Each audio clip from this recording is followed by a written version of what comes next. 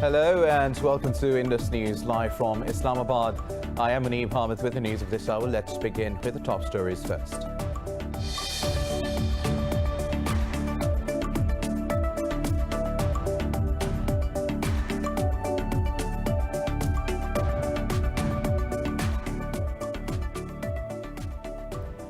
India has recorded the world's highest daily coronavirus cases for the fifth consecutive day.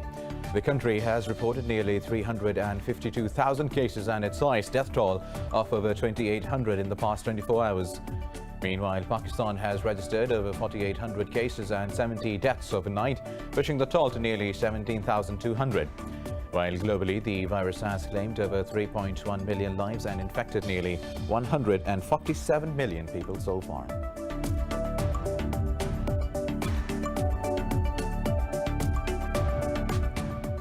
Palestinians have forced the Israeli police to remove the barriers put up to deny their access to Jerusalem's old Damascus Gate.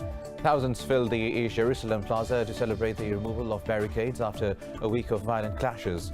For decades, Jerusalem's old city has been a traditional nighttime meeting place for Palestinians during the holy month of Ramadan.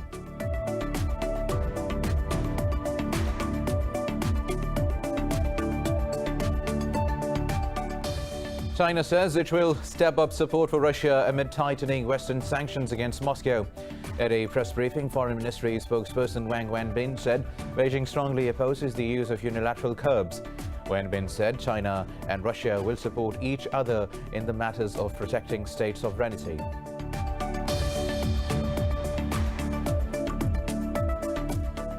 In Afghanistan, at least 5 people are injured after a rocket targeted the office of Northeastern Kunar province's governor.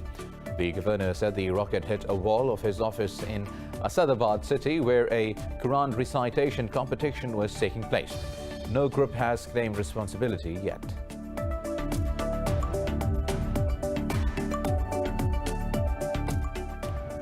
At the 93rd Academy Awards, Chloe Zhao's Nomadland, a recession-era tale about a community of van dwellers in the American West, has won the Oscar for Best Picture. The China-born Zhao has also become just the second woman to win Best Director and the first woman of color. Anthony Hopkins won his second Best Actor award for his heart-wrenching performance as a man with dementia in The Father, while Frances McDormand won her third Best Actress Oscar for Nomadland.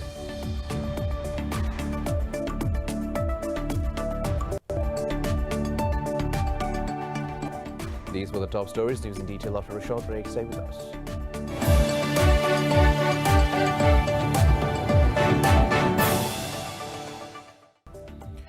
Welcome back now. India has recorded the world's highest daily coronavirus cases for the fifth consecutive day. The country reported over 352,000 new cases and more than 2,800 deaths overnight, its highest figure so far. While globally, the virus has claimed 3.1 million lives and infected 146 million people. More about the pandemic in this report.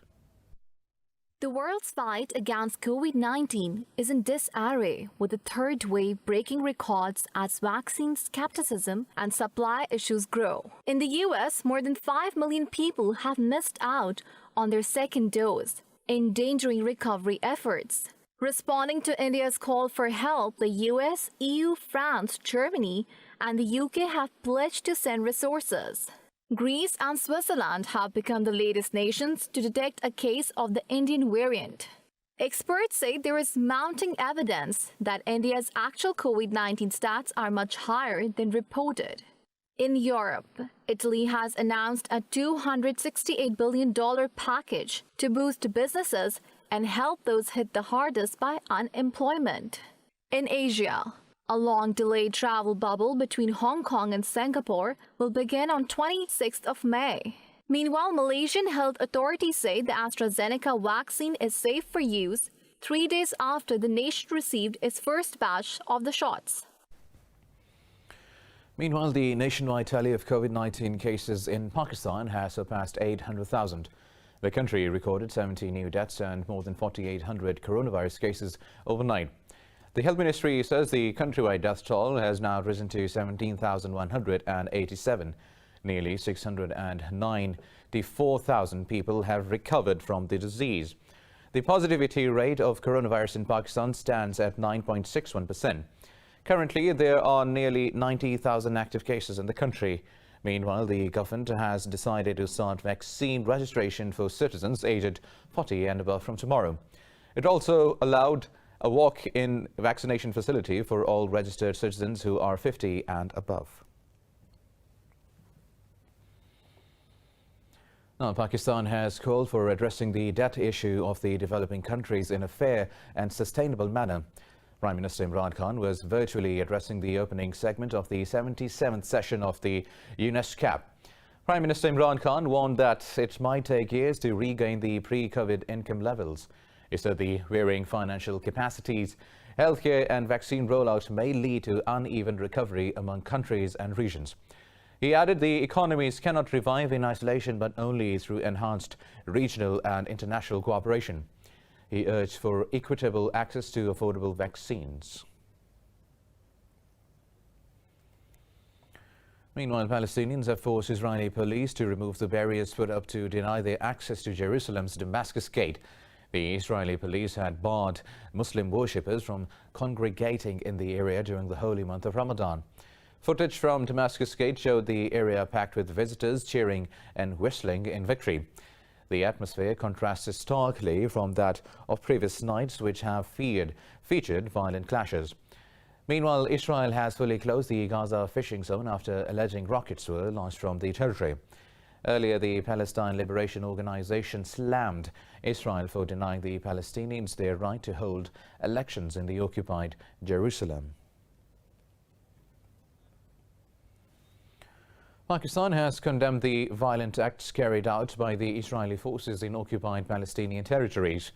In a statement, the Foreign Office urged the international community to protect the rights of the Palestinians. Spokesperson Zahid Hafiz Chaudhry said Islamabad is concerned over the harassment of Palestinians during the month of Ramadan. He denounced the arrest of Palestinians and other arbitrary restrictions imposed on them in violation of fundamental human rights. The spokesperson said Pakistan supports the Palestinian people's right to self-determination. He stressed the imperative need to have a two-state solution in accordance with the relevant resolutions of the United Nations and the OIC.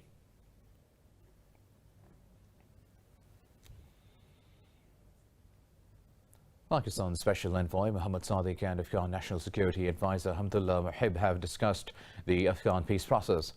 Sadiq is on a two-day official visit to Afghanistan. Pakistan's Special Envoy also called on Afghan Special Representative for Pakistan, Umar Daudzai. The two sides discussed bilateral relations and matters related to transit trade. The two countries also pledged to enhance counter-terrorism measures. Meanwhile, in Afghanistan, at least 5 people are injured after a rocket targeted the office of Northeastern Kunar Province's governor. The governor said the rocket hit a wall of his office in Asadabad city, where a Quran recitation competition was taking place. He said 3 students and 2 employees of the compound were among those wounded. No group has claimed responsibility yet. Now, China says it will step up support for Russia with tightening Western sanctions against Moscow. At a press briefing, Foreign Ministry spokesperson Wang Wenbin said Beijing strongly opposes the use of unilateral curbs. Wenbin said China and Russia will support each other in the matters of protecting state sovereignty. It said the two countries maintained bilateral relations of comprehensive partnership. Tensions between Russia and the US-led West have soared over jailed Kremlin critic Alexei Navalny and recent row with Ukraine. Now, Yemen's Houthi rebels claim to have targeted a Saudi military base in the southern Khamis Mushayt city. In a tweet, the group's military spokesperson Yahya Sari said the drone hit the target accurately. However, there is no immediate confirmation from Saudi Arabia on the incident so far. The Houthis have stepped up cross-border aerial attacks on Saudi Arabia and a ground offensive in Yemen's Marib region. The Houthis and the government coalition have made rival claims of making advances in Marib. The recent increase in violence follows years and UN calls for a nationwide ceasefire to help end the war in Yemen. Now moving to Myanmar, where the anti-coup activists have called for a new non-cooperation campaign by refusing to pay electricity bills and agricultural loans. Protesters say they will not participate in the system and will not cooperate with the junta. They have also called for children to stop going to school. Activists criticize the 5-point agreement reached at the Association of Southeast Asian Nations Summit. The agreement did not mention political prisoners, although the statement said the meeting heard calls for their release. International aid agencies say the civil disobedience campaign has crippled the country's economy and healthcare. Activists say over 750 people have been killed by security forces since the February 1st coup. Now, Japan's ruling Liberal Democratic Party has lost all 3 seats in the parliamentary by-elections. The loss deals a significant blow to Prime Minister Yoshihide Suga's re-election bid in the general elections later this year. Talking to reporters, Prime Minister Suga said he takes the defeats with humility and will make necessary amends in his policies. He added fighting the pandemic remained his government's priority. Meanwhile, speaking at party headquarters, the LDP's election campaign chief said the party will reflect seriously on the voters' judgment. Earlier, candidates backed by the main opposition Constitutional Democratic Party claimed all 3 seats, including 2 in the upper house and 1 in the lower house. Now, South Korea has called on North Korea for a resumption of inter-Korean contact and cooperation. Seoul's Unification Minister Lee In-young said such cooperation will benefit the people of both the countries. Lee said they consider it necessary that both Koreas resume bilateral dialogue as soon as possible. The Unification Minister reiterated that Seoul continues to adhere to the previously reached inter-Korean agreements. Pyongyang had suspended all inter-Korean exchanges and dialogue following the failed denuclearization talks in 2019.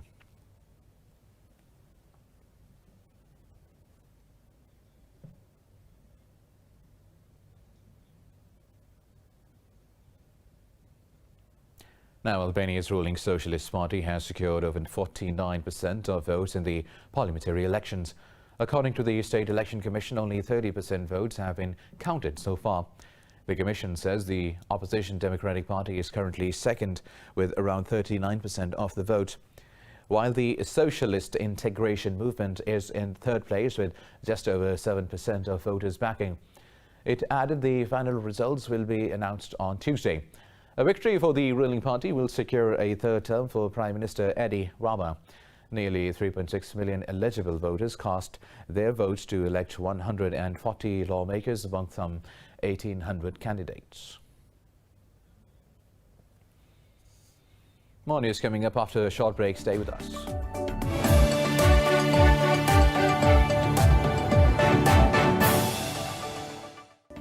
Welcome back. Now, global military expenditure has increased by 2.6 despite the economic contraction due to COVID-19.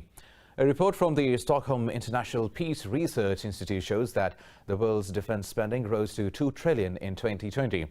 According to the report, the spending increased despite global GDP shrinking nearly 4.5% during the period. Diego Lopez da Silva, one of the report's authors, says it was shocking to see that the global defense expenditure was not affected by COVID-19. The overall military share rose from 2.2% to 2.4%, the largest year-on-year increase since the financial crisis of 2009. However, there are some states, including Russia, Brazil, Chile, and South Korea, that spent lesser or reallocated the military budget to health.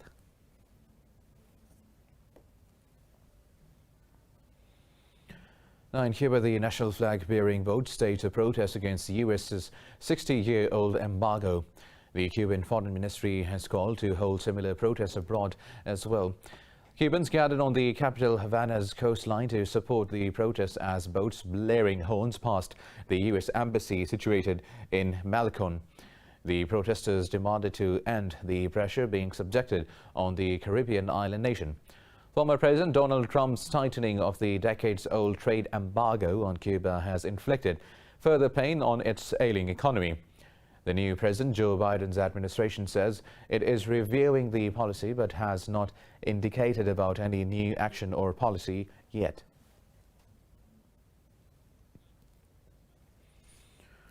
Now, the Spanish Coast Guard says it has rescued another 49 migrants off the Canary Islands. It said the refugees were traveling on a canoe-shaped open vessel at the time of the rescue. The migrants have been taken to Arguinguians port, while one refugee was taken to the hospital for treatment. On Saturday, another dinghy carrying 50 people, including children, was rescued by Spanish authorities. The UN says hundreds died or went missing last year after attempting the crossing to the Spanish islands at the Atlantic Sea. Nomadland, a recession-era tale about a community of van dwellers in the American West, has won the Oscar for Best Picture. More about the biggest night of the year in Hollywood in this report. The 93rd Annual Academy Awards marked a dramatic departure from the previously televised presentations. Usual comedy and musical performances had been replaced with lengthy oratory from the winners in this year's pandemic-constrained awards show. Nomadland was the big winner at this year's Oscars. I know you. Yeah, hi. Dave, right? It won the Best Picture, while the film's director, Chloe Zhao, won the Best Director, becoming just the second woman and the first woman of color to win the award. Thank you to the Academy. Thank you to my brilliant nominees, final nominees. Thank you. My entire Nomadland company. What a crazy, once-in-a-lifetime journey we're on together. Thank you so much. I'm so grateful to you. The Best Actor gong went to Anthony Hopkins for his role as a man with dementia in The Father. Something wrong? Where's Anne? Sorry? Anne, where is he? I'm here. Meanwhile, Nomadland star Frances McDormand won her third Oscar after taking home the lead actress. The Best Supporting Actor went to Daniel Kaluuya for his nuanced portrayal of Fred Hampton. And you can murder a freedom fighter, but you can't murder freedom. Thank you so much for showing me myself. And yeah, man, there's so much work to do, guys, and that's on everyone in this room. This ain't no single man job. That's on real, and I look to everyone, every single one of you. We got work to do. Do you know what I'm saying? Meanwhile, South Korean film icon Yeon Yoo-jung won the Best Supporting Actress for her performance in Minari. Seoul won the Academy Award for Animated Feature Film, whereas Another Round got the accolade for the Best International Film. Come on. Now, in a remote part of Pakistan, two women have come up with a novel idea to help children continue reading and learning during the pandemic. Roshan, the camel, is on an important mission. He purposely plods through the arid desert terrain of Pakistan's southwestern Balochistan province. His destination is a village where dozens of children, all wearing their Sunday best, await him and his cargo of books. Children choose the books they like and return them when the lunging library walks in again. When the camel comes, we collect books from it. At first, I try to read the books myself, but if I do not understand anything, I ask the teacher. Rahima and Zubaida Jalal started the library last year after schools closed due to the pandemic. They hope to continue and expand the project to cover more villages and are looking into funding. At present, we are running this project with a very small budget of $117 per month. If we get donations and books, we want to increase this from just 4 villages to many more, maybe 40 villages. Murad Ali, Roshan's owner, says camels are the most sensible mode of transport in the rugged area where streets are too narrow for vehicles. Now, I carry these books to 4 villages and the children love it. I'm also very happy, so are all the people in the villages. So now the process is continuing and I'm happily doing it.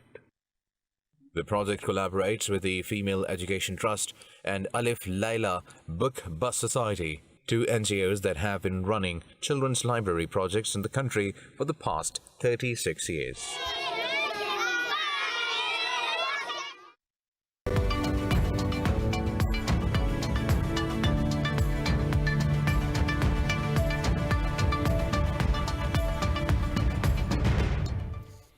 Now, European stocks are trading flat as investors gear up cautiously ahead of the US Federal Reserve's latest meeting this week. Frankfurt's DAX, London's FTSE and the pan-European stock 600 have slipped under the flat line. The CAC 40 in Paris and Italy's FTSE MIB have edged fractionally.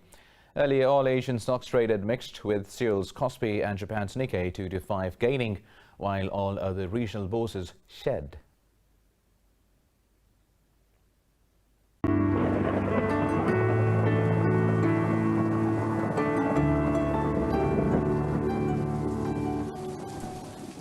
And now let's have a look at how the weather is doing around the globe.